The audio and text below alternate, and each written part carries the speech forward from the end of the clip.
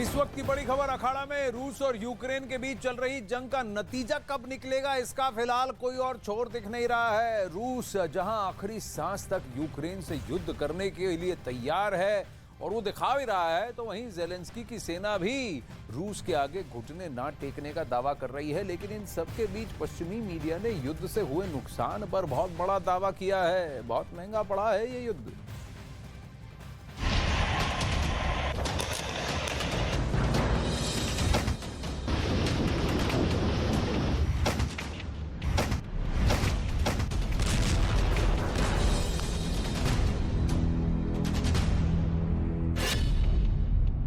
Missile ने मीनारों का वजूद मिटा दिया।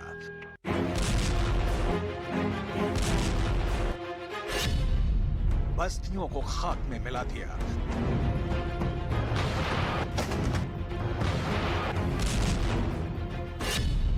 घरों को वीरान कर दिया।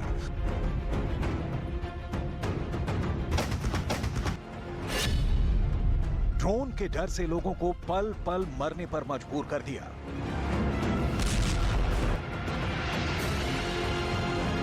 यूक्रेन का शायद ही कोई हिस्सा हो जहां पर मौत का खौफ न मंडरा रहा हो। खौफ है बमों का, खौफ है आसमानी शोलों का, खौफ है पुतिन के प्रहार का। अगर रूस हमले कर रहा है तो यूक्रेन जवाबी हमले भी कर रहा है। लेकिन ऐसा नहीं है कि सिर्फ सैन्य ठिकानों को हमले की जद में लिया जा रहा है। कई बार आम लोगों के आशियाने भी मिसाइल के निशाने पर आ जाते हैं। और 382 दिन की जंग में रूस ने यूक्रेन के पूर्वी हिस्से को पूरी तरह से रौंद डाला है। सोलेदार के बाद बखमूत और अब यूक्रेन के दक्षिणी इलाके वोहलदार पर रूस ने भयानक हमले शुरू कर दिए हैं।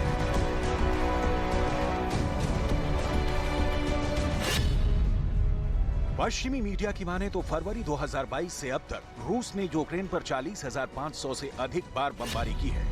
वहीं युद्ध शुरू होने के बाद से रूस ने गोलाबारी में 1,52,000 से अधिक इमारतों को नष्ट कर दिया है। यही नहीं, रूस ने अब तक 5,000 मिसाइलें यूक्रेन पर दागी हैं। साथ ही अब तक 1,000 ड्रोन हमलों को अंजाम दे चुका है।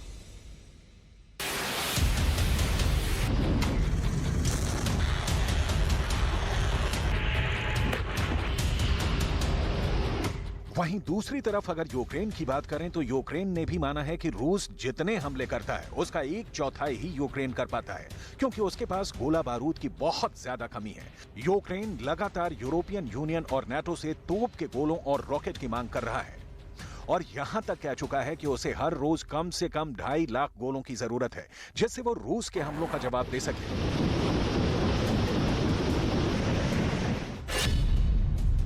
ज़ेलेंस्की पिछले 2 महीने से अमेरिका और नाटो देशों से 500 एडवांस टैंक मांग रहे हैं, लेकिन यूक्रेन को नहीं मिले।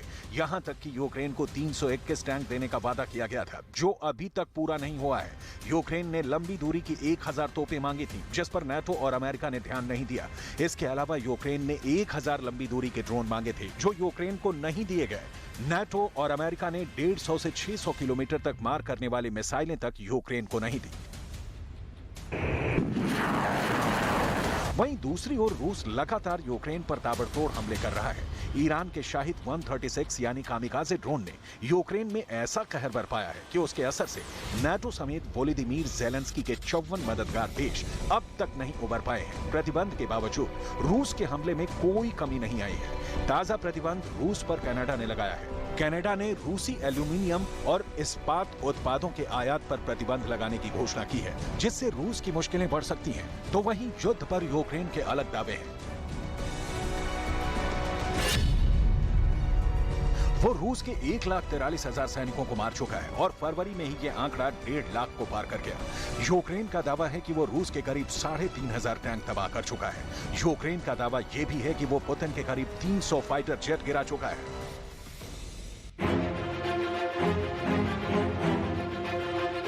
नाटो इंटेलिजेंस के मुताबिक रूस यूक्रेन युद्ध में हर 100 गज जमीन पर कब्जा जमाने के लिए 2000 से अधिक अपने सैनिक और यूक्रेन के लोगों की बलि ले रहा है। वहीं बखमूत में रूस करीब 20,000 सैनिक गंवा चुका है, जबकि यूक्रेन ने करीब 5,000 सैनिक गंवा दिए हैं। युद्ध है तो नुकसान भी होगा, लेकिन इन सब के बीच पुतिन के क्रोध का सामना अब यूक्रेन नहीं कर पा रहा है। खुद ज़ेलेंस्की के चेहरे पर हवाइयां उड़ रही हैं। उन्हें समझ में नहीं आ रहा कि यूक्रेन को अब तक जंग में 50 लाख करोड़ का नुकसान हो चुका है, लेकिन लेकिन उसके बावजूद ना तो नाटो और ना ही पश्चिमी देशों के हथियार रूस को जंग में हरा पा रहे हैं, बल्कि रूस ने तो पूर्वी यूक्रेन का किला कहे जाने वाले बखमूत पर कब्जा करने के बाद से अब यूक्रेन के दक्षिण इलाकों पर हमले शुरू कर दिए हैं, जिसमें वोलेरा, खेरसोन और ज़ापोरिज़िया में यूक्रेन को भारी नुकसान हुआ है।